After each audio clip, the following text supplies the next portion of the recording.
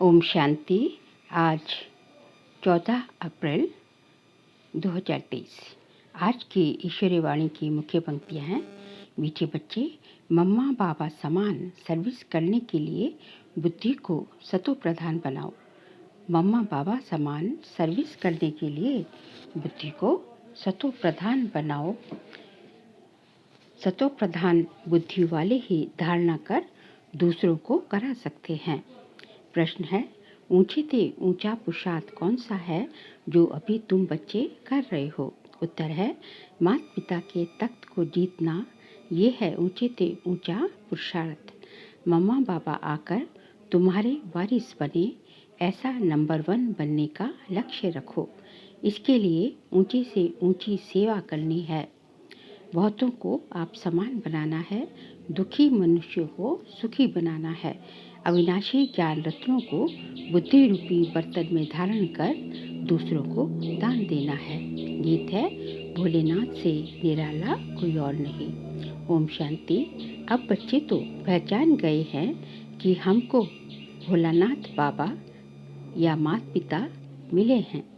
बच्चों को ही इस खुशी में रहना है। अभी तो हम बेहद के बाप के बने हैं। प्रतिज्ञा भी बच्चे करते हैं, बाबा अभी हम आपके ही हैं। हम हैं ईश्वर के, अब असुरों के संबंध में नहीं हैं। हम आसुरी मत पर नहीं चलते। आसुरी मत किसको कहा जाता है? जो श्रीमत पर ना चल आसुरी कर्म करते हैं। एक है ईश्वरीय कर्म, दूसरा है आसुरी कर्म। ये बात कोई भी नहीं जानते कि आदि सनातन देवी देवता धर्म कब और किसने स्थापन किया था। और सभी धर्म वाले अपने अपने धर्म को जानते हैं। सन्यासी कहेंगे हमारा धर्म शंकराचार्य ने स्थापन किया। देवी देवता धर्म तो अभी है नहीं, तो बताएं कौन? लक्ष्मी नारायण आदि का कोई को पता नहीं। बाप को ही नहीं जानते तो बेमुख हो गए हैं। ये भी ड्रामा में नूंद है। अभी तुम बच्चे जानते हो, बेहद का बाप आकर हम बच्चों को फिर से राजयोग सत्युग के लिए सिखाते हैं। तुमको वैकुंठ का मालिक बनना है, कृष्णपुरी जाना है। ये तो कंसपुरी है। कंस और कृष्ण इकट्ठे नहीं हो सकते। आगे बाबा ने कहा, अभी तुम बच्चों को फख्र होना चाहिए कि हमको अब परमपिता परमात्मा सहज राजयोग सिखला रहे हैं। बाबा कहते हैं हम परम धाम से आए हैं। पुरानी इस रावण की दुनिया में, पुराने शरीर में। जैसे मनुष्य पितृ खिलाते हैं तो वे आत्मा पुराने शरीर में आती है। उनके लिए पुरानी दुनिया नहीं कहेंगे, पुराने शरीर में आती है, फिर उनको खिलाते पिलाते हैं। ये रस्म रिवाज भारत में चलती आती है। ये हुई भावना। कहते हैं हमारे पति की आत्मा इस ब्राह्मण में आई है। वे भावना रखते हैं, पति के नाम रूप को याद करते हैं। आत्मा ही आकर स्वीकार करती है। ये है यहाँ की रस्म रिवाज। सतयुग में ये बातें नहीं होती। फालतू खर्चा करना, धक्का खाना, ये भक्ति मार्ग की रस्म है। भावना रखने से अल्पकाल का सुख सो भी बाप से ही मिलता है। बाप कभी दुख नहीं देता। मनुष्य तो ना जानने के कारण कह देते, सुख दुख परमात्मा ही देते हैं। बाबा समझाते हैं, बच्चे ये खेल बना बना है। जो देवी देवता धर्म वाले होंगे वही आकर ब्राह्मण बनेंगे। मालूम पड़ जाता है ये हमारे कुल का है, इसने बहुत भक्ति की है। जैसे कोई बहुत अच्छा पढ़ता है तो पद भी अच्छा मिलता है, वैसे जिन्होंने बहुत भक्ति की है, बाप आकर कहते हैं अब मैं उन्हों को भक्ति का फल देने आया हूँ। ज्ञान क्या है? भक्ति का फल ही तो है। भक्ति में तो दुख है ना, कितना भटकना पड़ता है। अब मैं तुमको सभी दुखों से दूर करता हूँ। अगर श्रीमत पर चलते रहेंगे तो बाप कभी उल्टी मत नहीं देंगे। सम्मुख आकर श्रीमत देते हैं। ऐसे नहीं कहेंगे रावण कोई चीज है जो कोई की बुद्धि में बैठ मत देते हैं। ये सब ड्रामा में नूंद है। मनुष्य बिल्कुल ही पतित बन जाते हैं माया के कारण। तुम जानते हो हम देवता बनेंगे, फिर आधा कल्प के बाद पतित बनना शुरू करेंगे। ये बाबा भी तो अनुभवी बुजुर्ग था। साधु संत आदि सभी देखे हैं, शास्त्र भी पढ़े हैं। बाबा बाबा जरूर अनुभवी रथ में ही आते होंगे। उनकी भी जरूर कोई हिस्ट्री होगी कि भगवान ने ये एक ही रथ क्यों लिया।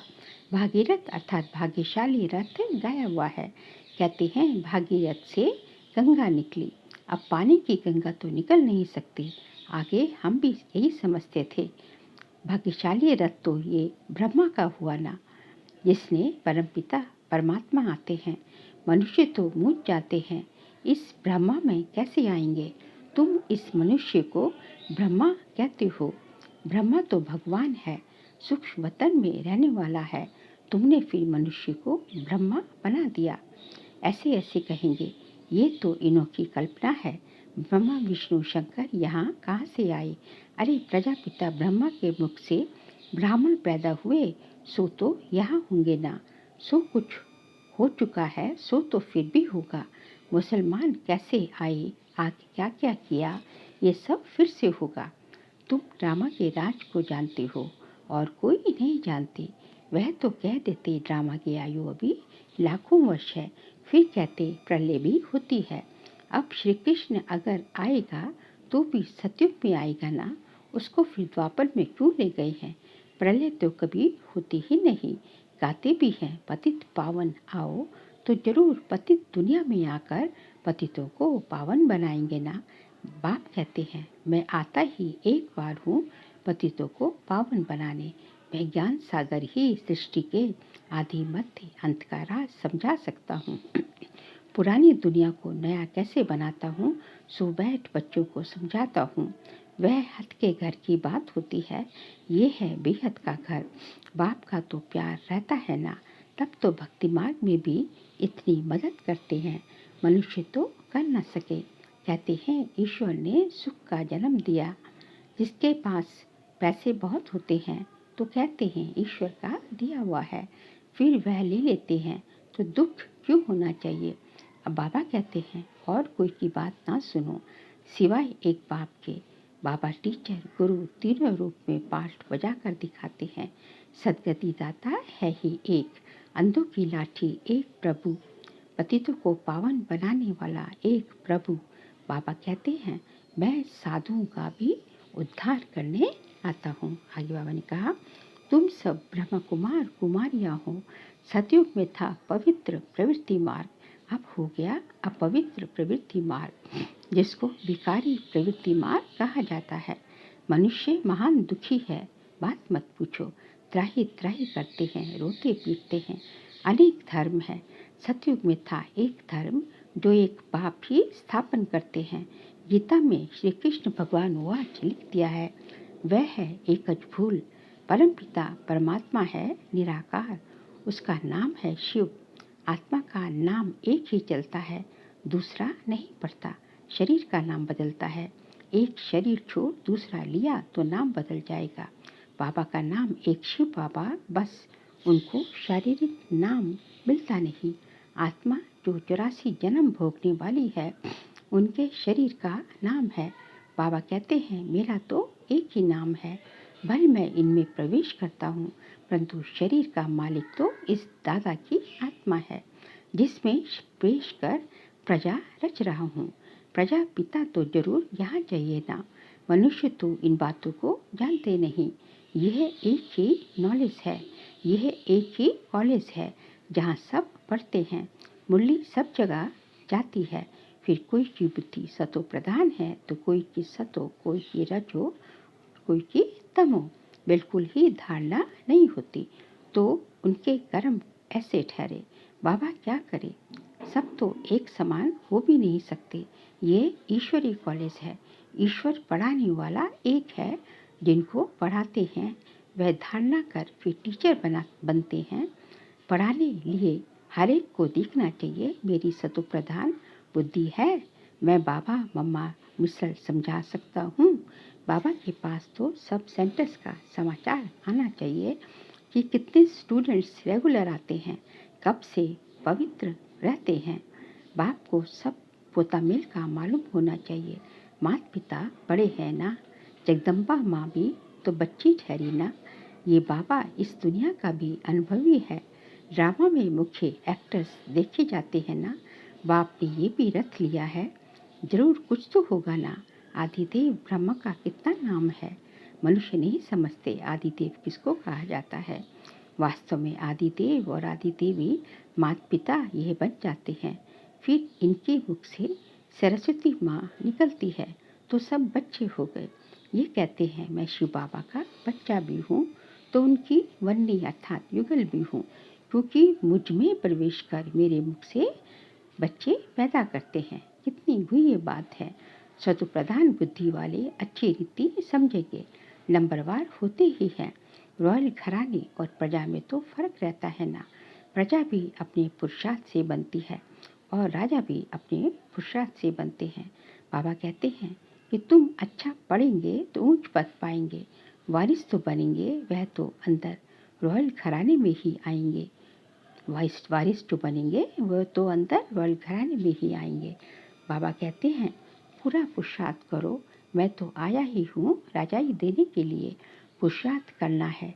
हम माता पिता से स्वर्ग की बादशाही का वर्षा लेंगे, नहीं तो क्षत्रिय बन पड़ेंगे।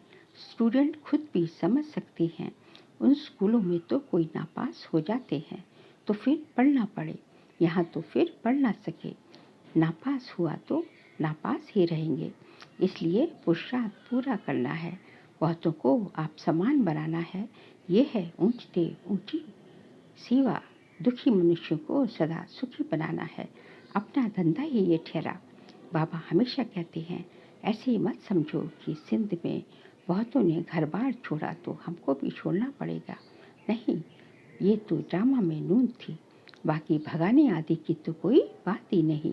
भगवान बुरा काम थोड़े ही करेंगे, ये है झूठे कलंक। आज बाबा ने कहा तुम बच्चे जानते हो पहले नंबर में मम्मा बाबा पद पाते हैं, तुम भी फिर बाबा मम्मा के तख्त पर जीत पाते हो। जो पहला नंबर होगा वह फिर नीचे उतरते जाएंगे। बच्चे बड़े होकर तख्त पर बैठेंगे तो मम्मा पापा सेकंड नंबर में चले जाएंगे। पहले वाले राजा रानी फिर छोटे हो जाएंगे।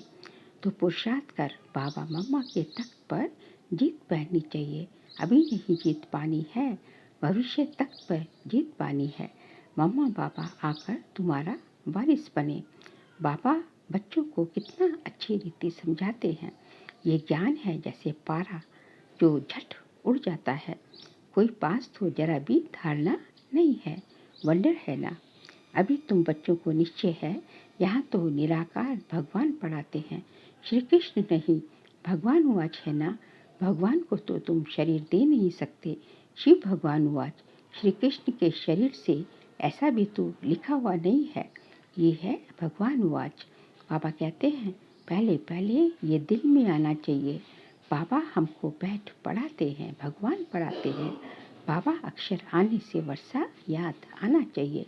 जितना हम पढ़ेंगे उतना स्वर्ग में ऊंच पद पाएंगे। जितना बाबा को याद करेंगे तो विकर्मों का बोझा खत्म होगा। याद करने से बुद्धि सोने का बर्तन हो जाएगी। दान करते रहेंगे तो धारणा होती जाएगी। धन दिए धन ना छूटे, बाप तुम पर राजी होगा। ज्ञान दान करेंगे तो बाबा कहते हैं कि भगवान तुम पे राजी रहेगा। तुम ब्राह्मण अभी अविनाशी ज्ञान रत्नों का दान करते हो। वह शास्त्र जो सुनते हैं उसको ही ज्ञान समझते हैं। बस समझते हैं यही लाखों की मिल्कियत है, परंतु है कौड़ी की। इसलिए बाबा कहते हैं बच्चों के दिल में आना चाहिए कि हमारा बाप शिक्षक है, सतगुरु भी है, साथ ले जाने वाला भी है। मुक्ति जीवन मुक्ति में ले जाएंगे। वह है ज्ञान अमृत। बच्चे स्कूल में पढ़ते हैं तो ब्रह्मचारी रहते हैं। अगर गद्दे हो जाते तो पढ़ाई ठंडी हो जाती है, बुद्धि एकदम मलिन हो जाती है।